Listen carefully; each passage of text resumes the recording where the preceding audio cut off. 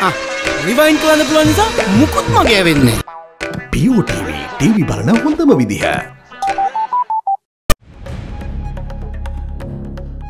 Good evening tonight. Going down. Prices of a gas cylinder reduced by 138 rupees from midnight today. New York Times expose. Chinese embassy in Sri Lanka rejects allegations of bribery by China to former president. Analysts call for full disclosure in campaign financing. I mean, there's very few restrictions on how money can be given as campaign donations. Push for reconciliation. Former Foreign Minister and current Eastern Governor Rohitha Bogalagama calls for Sri Lankan diplomats to push for more recognition abroad. Now in the post-conflict scenario, the reconciliation factor, the development agenda, the economic advancement are our major concerns and requirements. The depreciating rupee. Finance Minister Mangala Samravir says that the government will continue for international markets to decide on the rate of the rupee. The policy of this government is that the currency should be determined by market forces. And in international headlines, newsroom carnage. 5 killed in targeted shooting at the Capital Gazette newspaper in Maryland, USA. Gunman apprehended and charged with 5 counts of first-degree murder.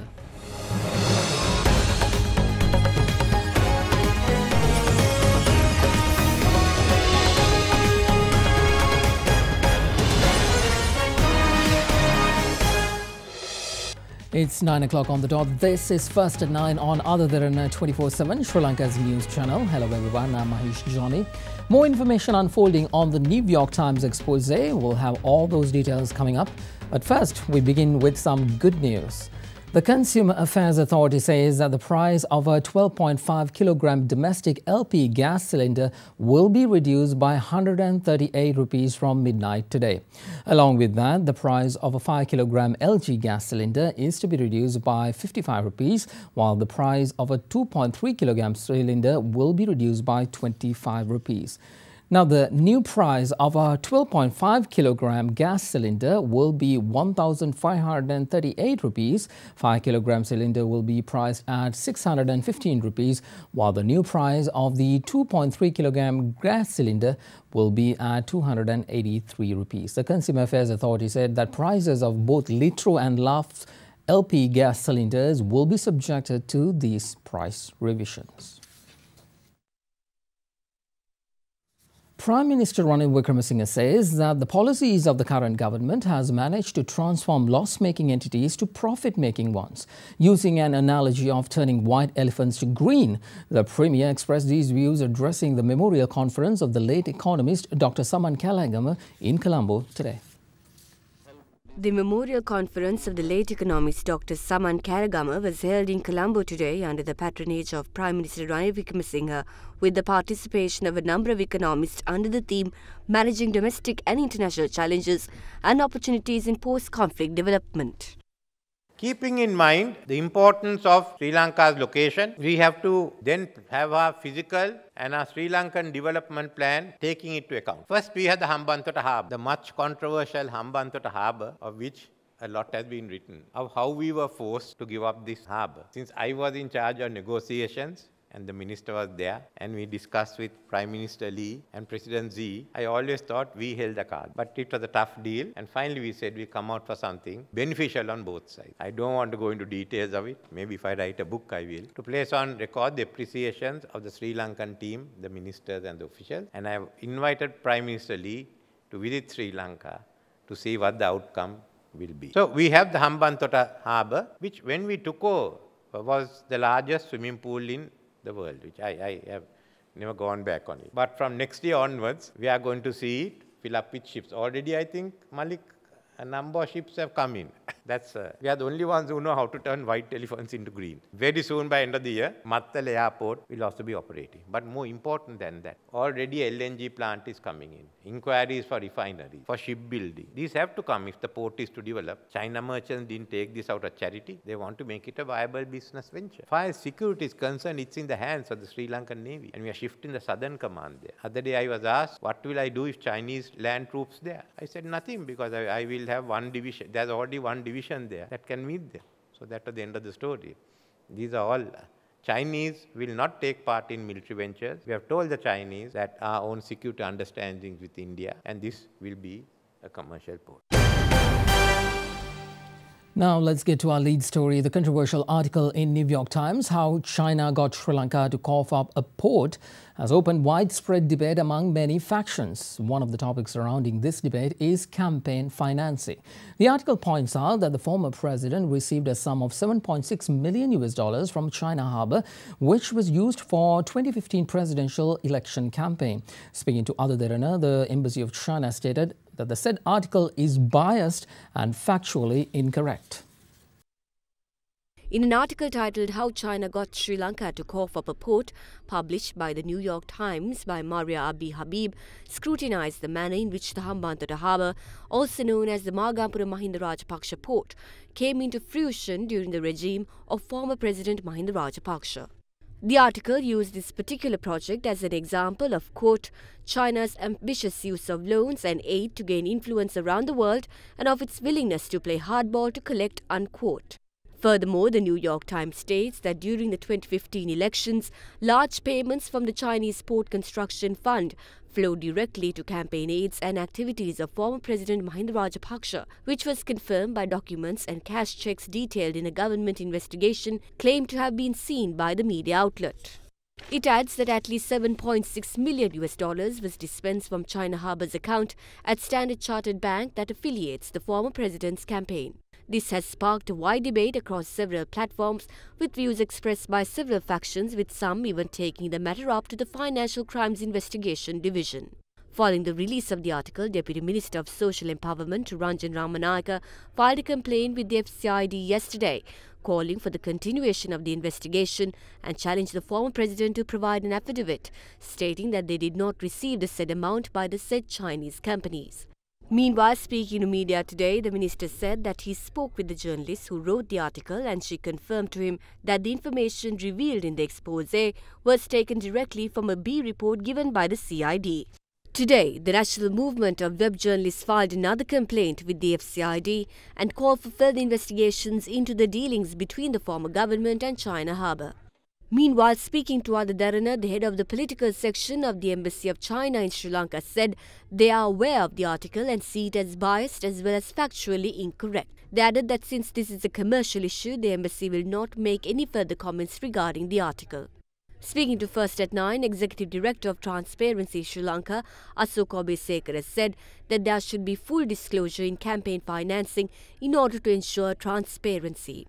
China Harbour Engineering Company is a very significant party in state contracts in Sri Lanka, as we've seen with the port city, amongst other developments. But when we are looking at donations, according to the law, the question is anything incorrect? I mean, there's very few restrictions on how money can be given as campaign donations. And we've seen it recently as well. Even with perpetual treasuries, it's essential that there needs to be, at the very least, disclosure around campaign finance, so that individuals can know and the public can know who has donated money or in-kind benefits to candidates. The fact that it is a state-controlled enterprise in China that may be also providing this is also problematic in the sense that a different sovereign state financially supporting an election in another sovereign country, it is concerning. There's a term that's sometimes used which is called being a vassal state. Experts also point out the importance of having a principled and accountable relationship amongst countries. Obviously, China is a key economic partner, and I would say that there have actually been, in more recent years, attempts to balance Chinese economic influence, and that's important for Sri Lanka to continue that rebalancing and pursue a more neutral foreign policy that is also based on principle. The nexus between politics and business is never going to come to an end. So we need to ensure that it is an accountable relationship. So we also need to think about whether, if we're serious about corruption, whether we need to exact higher standards on those we have to interact with and transact with. Meanwhile, the controversial New York Times expose continues to draw opinions in the political arena today as well. Now, here are some views expressed by several members of parliament. If New York Times didn't reveal this, we wouldn't have ever known of it. Mahinda Rajapaksa will never say he got around $7 to $8 million, and that's why he was going to let China build the port, and that's why he loves China so much. What he said in those days was China has given loans to strengthen the economy and that they're proud about it. New York Times. We clearly reject the report of New York Times. On one hand, we regret that as a media organisation with a prestigious history, coming forward to fulfil the agenda of bankrupt politicians in Sri Lanka. මේ ආකාරයට ලංකාවේ බංකොලොත් දේශපාලඥයන්ගේ කොන්ත්‍රාත් එකක් කිරීමට ඉදිරිපත් වීම ගැන. නමුත් අපිටත් තියෙනවනේ අත්දැකීමක් මේ ගමේ වුණේ මොකද්ද කියලා. We have experience as to what happened in the villages. The New York Times report says T-shirts were distributed, which is true. We request President Maithripala Sirisena to investigate this incident, even by appointing a presidential commission of inquiry. China Harbour Company is blacklisted in 2 countries for bribery in Bangladesh and Philippines. We also request the President of China, if such an allegation is put forth for a company in their country, China too should investigate. චීනෙමුත් මේක පිළිබඳ විශේෂ පරීක්ෂණයක් කළ යුතුයි. ඔය New York Times පුවත්පතේ කියපු පුවත්පත් An article which is similar to that of New York Times was published in Reuters in 2015. After it was published, the FCID, which is not a legal entity, got everyone together for an investigation. They halted the construction of Port City and the Hambantota port. They conducted investigations for 1.5 years and handed over the Port City project to the same company and gave permission to continue with the Hambantota port. Now, since a similar article is published, they want another investigation.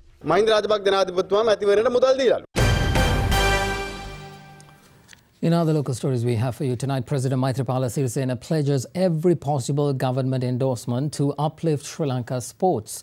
The head of state made the pledge during an audience with Sri Lanka's medal winners from the 18th Asian Junior Athletics Championship. President Maithripala Sirisena had an audience with athletes who won 3 gold medals, 4 silvers and 2 bronze medals at the recently concluded Asian Junior Athletics Championship, worked off in Gifu of Japan. Parents of athletes as well as their coaches were also in attendance at the meeting held at the Presidential Secretariat. The Ministry of Sports will be dedicated to provide facilities, including nutrition and health, to the athletes up until 2024 who are expecting to compete in the upcoming tournaments. I give my special thanks to private and state institutions for volunteering to sponsor these children. Tax concessions could be granted to such institutions for their sponsorship. I intend to implement this after suggesting it to the ministers. As a government, our fullest support will be assured. ඒ නිසා රජයක් විදිහට මේ සියලු අංශ සම්බන්ධයෙන් අපි ඔබට දිය හැකි සෑම සහයෝගයක්ම ලබා දෙනවා. In the meantime, a meeting between the president and artists was also held at the Presidential Secretariat. During talks, artists have updated the president on challenges arisen within the film and teledrama industry owing to certain taxes. It was also proposed to set up a fund to uplift Sri Lanka's film and teledrama industry, while the impact of foreign teledramas on local productions were also discussed.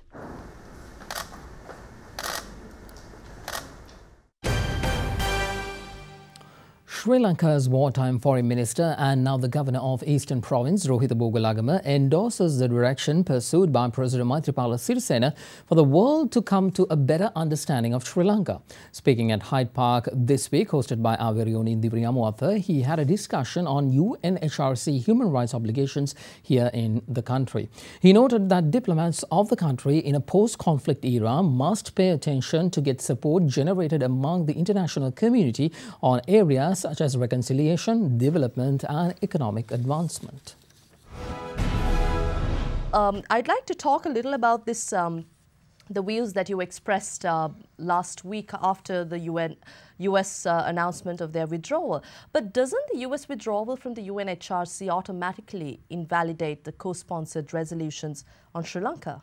During the period in which I myself was the foreign minister, we had the mechanism and we had the ability to resist some of these pressures which are much more larger in size and in scale and in consequences than this UNHCR resolution. So I think I'm quite happy of the departure of US, and it's time that Sri Lanka looks at similar measures in line with what Sri Lanka has to do in terms of protecting human rights. It's one thing that we have to keep in mind. Could we also just think about this as the most opportune time for Sri Lanka to possibly make a definitive stand once and for all at the UNHRC? What are your thoughts?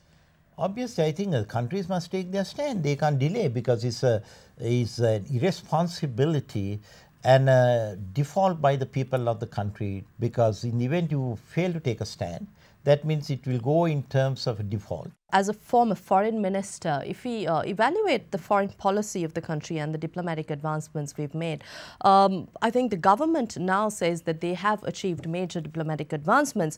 But what are your thoughts as a foreign minister who was holding the position at a crucial time of Sri Lanka's modern history? So I think credit must go to His Excellency the President Maithripala Sirisena. Singly, he has been able to build up certain amount of understandings at a bilateral level in the international community. The respect that a leader can command from the co-leaders in the world, from amongst your colleagues in the world, from your counterparts in the world. To that extent, President is right, which he has been always claiming, that the world has changed in terms of a better understanding of Sri Lanka. As a former foreign minister, I endorse that direction that the President has pursued. Having said that, it's important that the diplomatic community representing Sri Lanka and also the ones who are articulating our foreign relations stand up in terms of the challenges we have to now have to face, and also bring about a greater light in terms of what we mean to the world.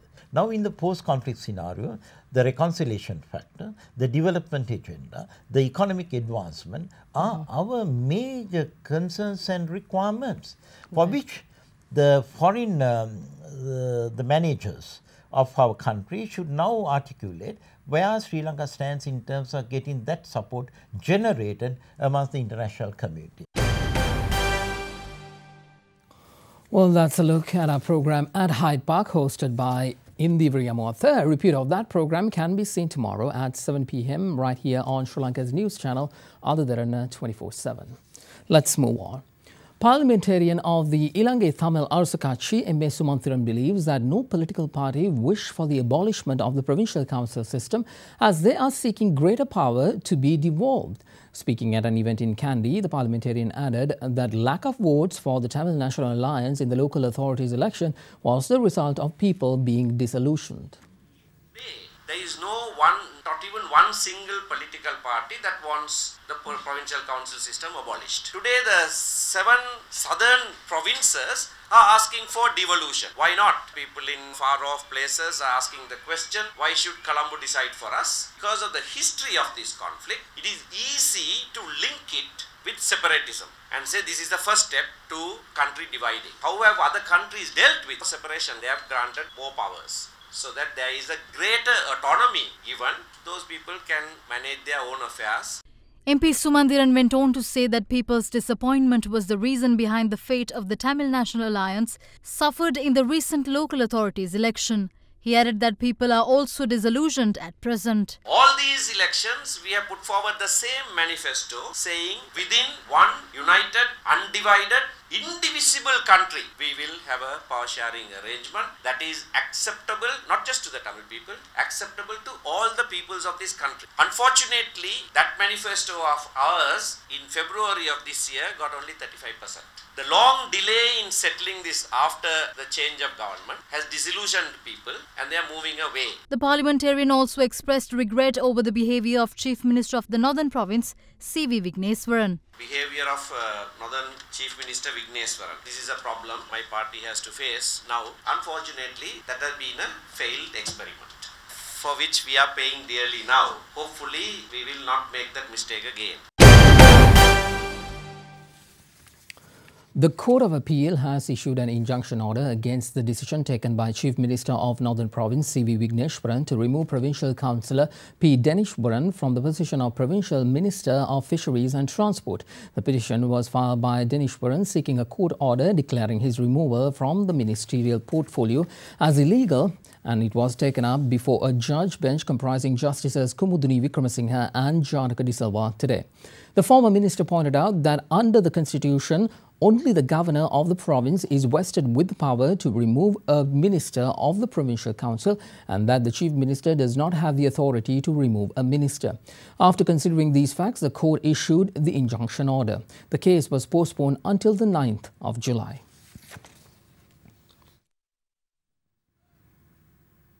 Also in legal proceedings, the wife of former JVP leader Rohana Vijayveera has filed a habeas corpus petition before the Court of Appeal. She is seeking an order which calls on the government to produce her husband before an appropriate court or to release him. Meanwhile, attorneys representing the former Sri Lankan ambassador to Russia, Udayanga Weerathunga, today informed the Colombo 4th Magistrates Court that their client is prepared to appear before the court in connection with the MiG aircraft deal. Attorneys representing the former Sri Lankan ambassador to Russia, Udayanga Weerathunga, today informed the Colombo 4th Magistrates Court that Weerathunga is willing to appear before court. They said that their client hopes to return to Sri Lanka very soon and appear before court over the case relating to the MiG deal. The court had issued an open warrant to arrest and produce the former diplomat before court immediately, while Interpol had issued a red notice on Weerathunga as a person wanted by the Sri Lankan authorities. The former ambassador to Russia and Ukraine was intercepted in the UAE on the 4th of February this year when he attempted to leave to the United States. He was subsequently released by the UAE authorities but was prevented from leaving the territory of the UAE until the conclusion of investigations. In another development, the wife of former JVP leader Rohana Vijayveera has filed a habeas corpus petition before the appeal court requesting the court that it order the government to produce her husband before an appropriate court or to release him. The petitioner, Srimati Chitrangani Vijayveera, states that her husband, the founding leader of the Janata Vimukti Peramuna, went missing after being arrested by the government during the insurgency in 1989. 12 individuals, including the Attorney General, have been named as respondents in the habeas corpus petition. You are watching Sri Lanka's award-winning news channel, Derana 24/7.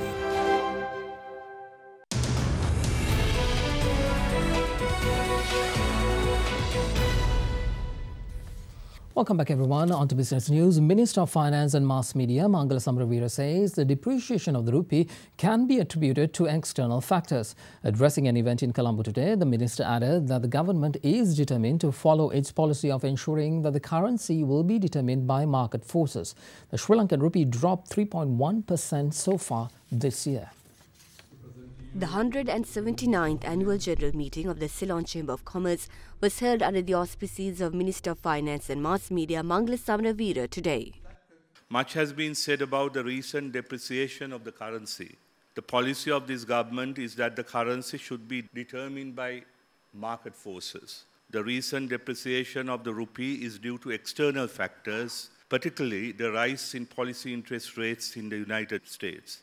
While the Sri Lankan rupee has depreciated 3.3% this year, the Indian rupee, as I said, has depreciated by 8%, the Pakistani rupee by 10.5%, the Indonesian rupee by 5.2%, and the baht by 5.4%. In fact, in the last couple of days, the Sri Lankan rupee has appreciated slightly as macroeconomic fundamentals do not warrant a serious depreciation of the currency.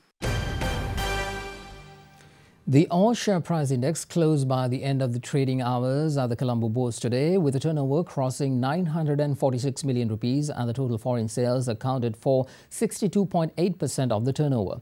Now here is Stefan Dialvis from NDB Securities with a report of how the market performed during the week. During the week, the ASPI lost 0.5%, mainly due to price losses in counters such as John Keel's Holdings, Hatton National Bank and Sri Lanka Telecom. Meanwhile, the S&P SL20 decreased by 1.1%. The average daily turnover for the week was up from last week to 736 million rupees. Furthermore, foreigners remained active for the week, closing as net sellers, where foreign sales accounted for 73% of the total weekly turnover.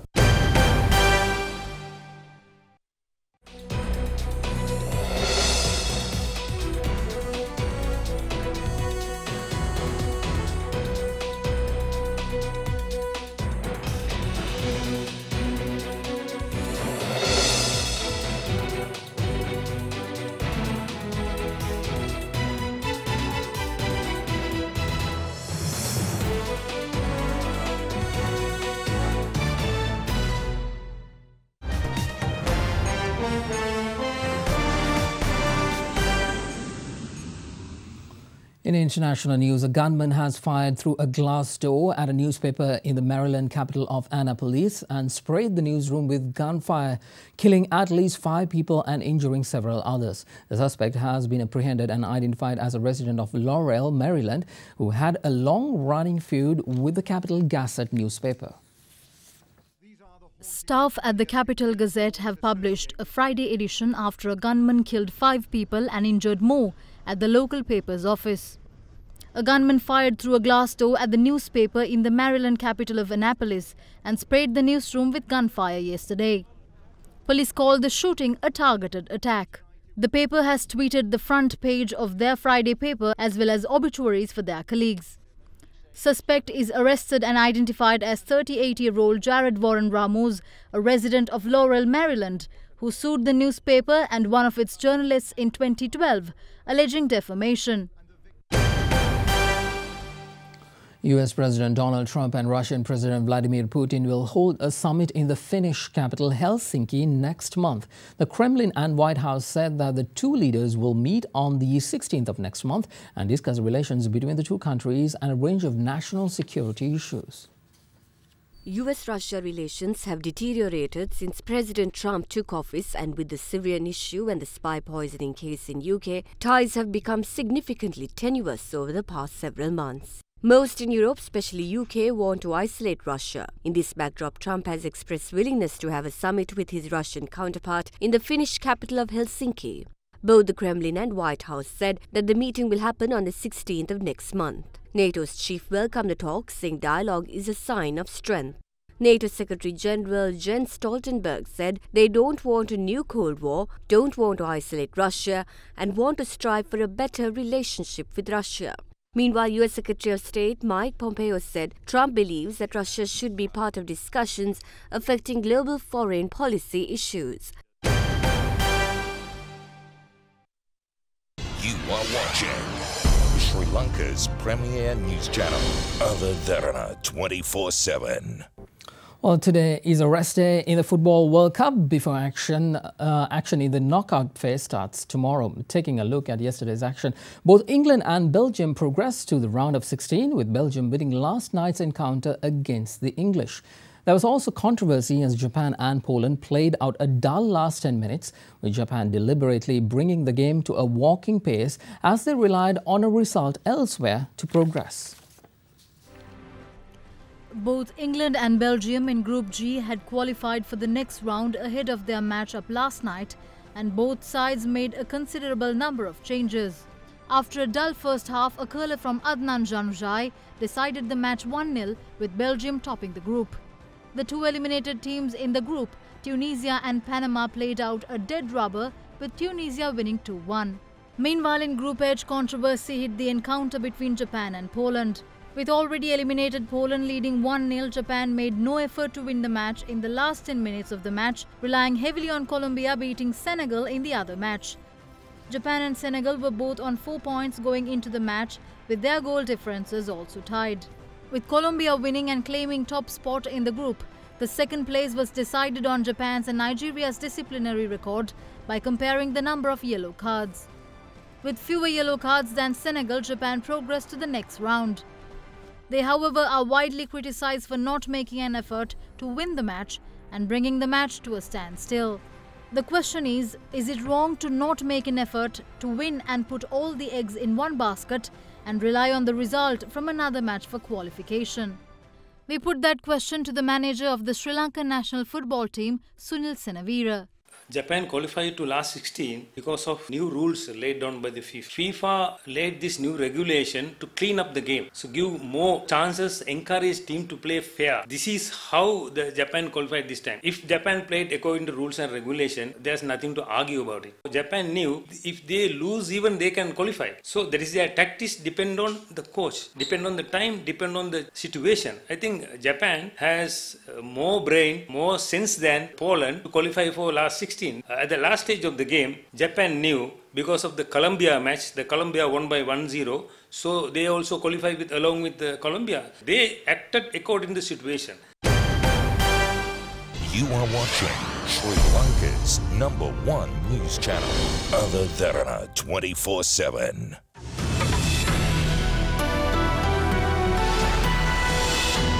A very good evening and welcome to Forecast. Firstly, our temperatures will range between 20 and a sizzling 34 degrees Celsius over the course of the day, with a high precipitation zone expected in the western, southern as well as in the northern region of the island over the next 24 hours.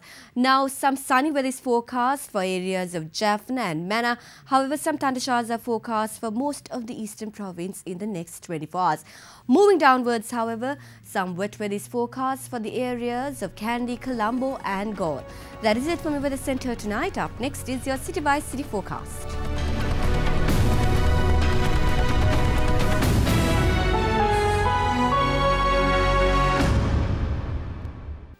Well, today's Friday. That means we want to end this working week on a high note. So time for your good story of the week.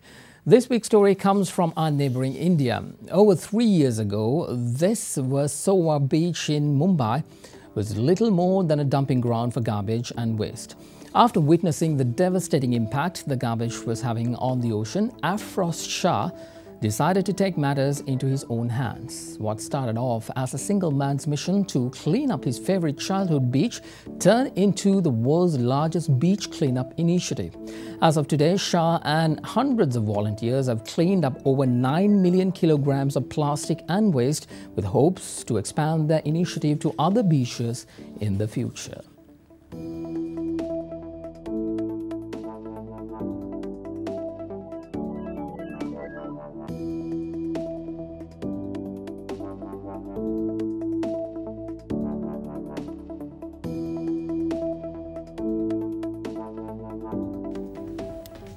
And that is a part of your world tonight right here on Derana 24/7, Sri Lanka's news channel. Thank you for joining us. Enjoy the weekend. Good night.